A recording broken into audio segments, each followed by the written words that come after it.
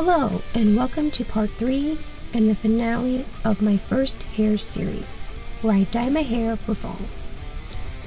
Again, since the audio sucks, we're doing another voiceover.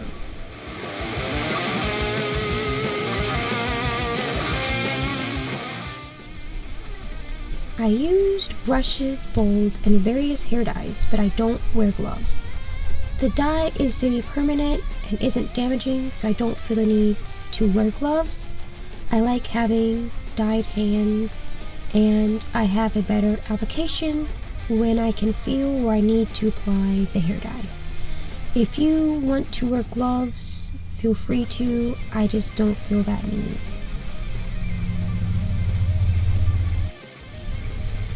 All of the dyes I used I already owned from previous colors, except for the Adore Ruby Red, which I bought for this specific dye job.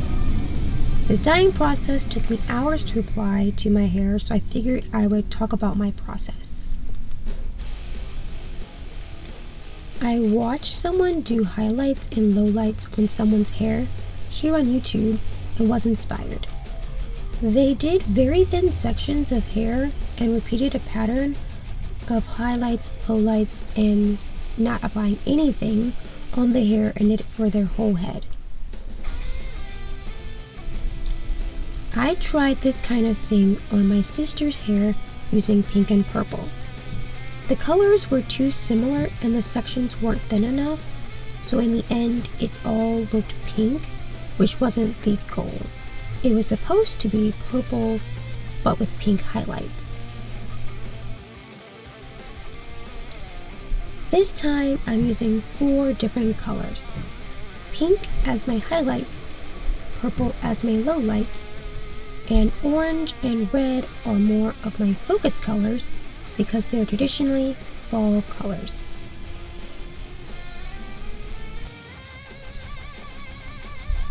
I use conditioner for all of my colors as a base so that my hair can condition while I dye my hair because I just bleached it. Since I don't own orange hair dye, I had to make it using Cosmic Yellow, Ruby Red, and Vampire Red. The pink is a diluted mixture starting with a diluted ruby red because I wanted to know if I didn't end up liking the red, would I be able to still use the color? And I was able to make a beautiful pink shade. I used it with the other 2 pinks and made a neon pink shade. I used the blue to darken the purple a bit so that the colors would stand out more.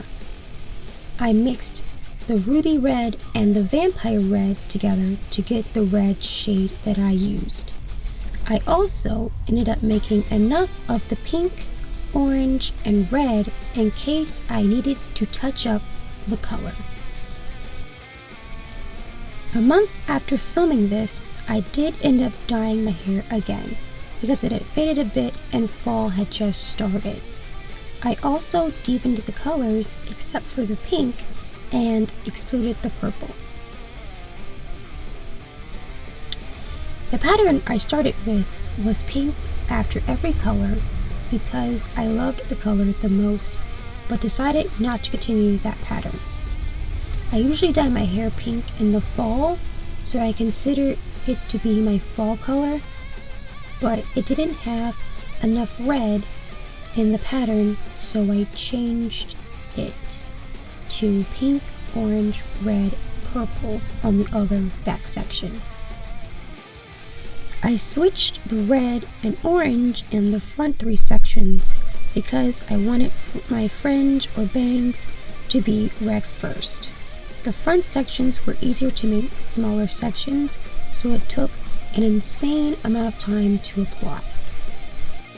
I sectioned the sides at more of an angle to make the sections less obvious when the hair is pulled up. I liked the color very much, and so did my family. One of my sisters said it was her favorite color I've ever done. I do think she's a little biased though because her hair is also red. The color was great, I just didn't get fall vibes from it like I wanted. I felt like it was more Valentine's Day.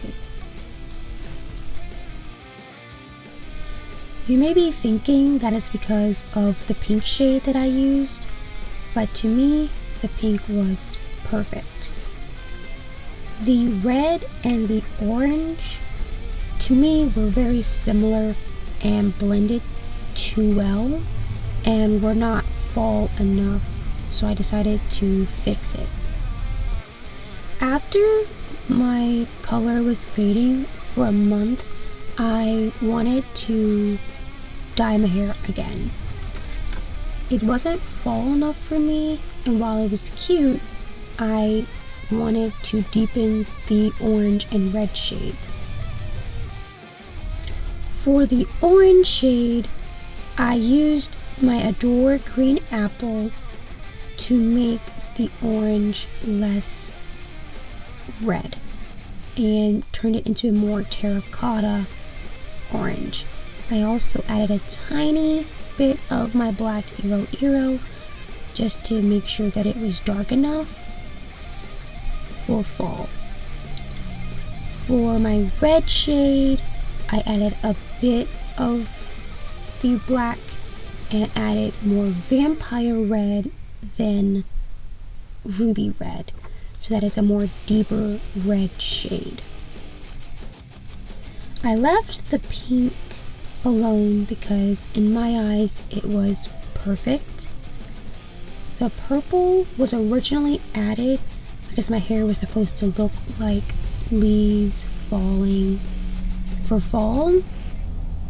In the end, it didn't work out for me, so I just decided to not use the purple when I touched up my hair. Touching up my hair was a very spontaneous thought because I had just washed my hair, and I think I already conditioned it as well, but I didn't like how light it had faded because fall had just started, and so I decided to do it in the middle of the night and just fix it. I didn't section my hair as nicely as I did in this video because I wasn't going to do the same pattern. I only touched up the pink with more of that pink shade, and the rest of the color I just threw on red, more focused in the front, and orange, more focused in the back. So there wasn't really a pattern. I just wanted my hair to be more fall than what it was. I ended up liking the second time I dyed my hair red better than the first time because it was more fall, and that was my goal. But I regret doing it the second time because red is a harder shade to remove when you want it gone.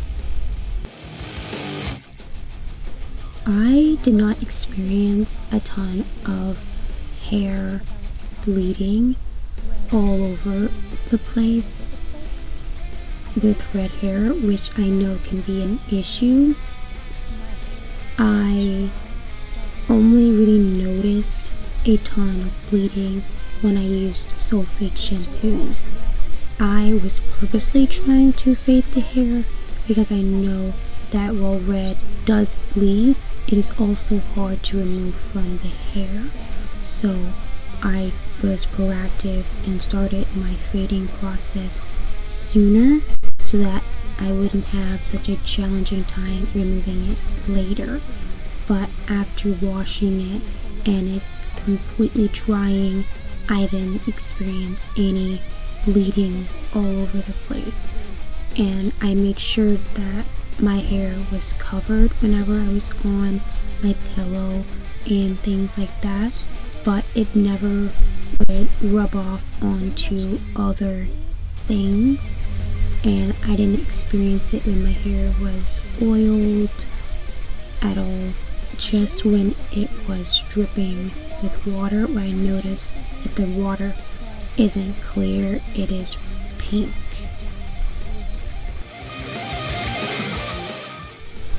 I was very hesitant at first to dye my hair red, not only because it is hard to remove, but because other people in my house also have red hair. I didn't want to do red to match them, but because I wanted to do a fall look, and I was going to change my hair after the fall season.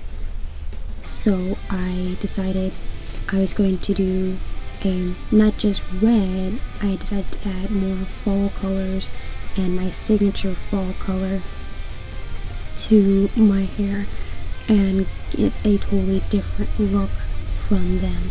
So while I was doing red hair, it wasn't the same red hair as them. I also wanted to be less of a natural red hair and more of a fashion red hair, so that it's not the same as theirs and it's more personal to my style and personality.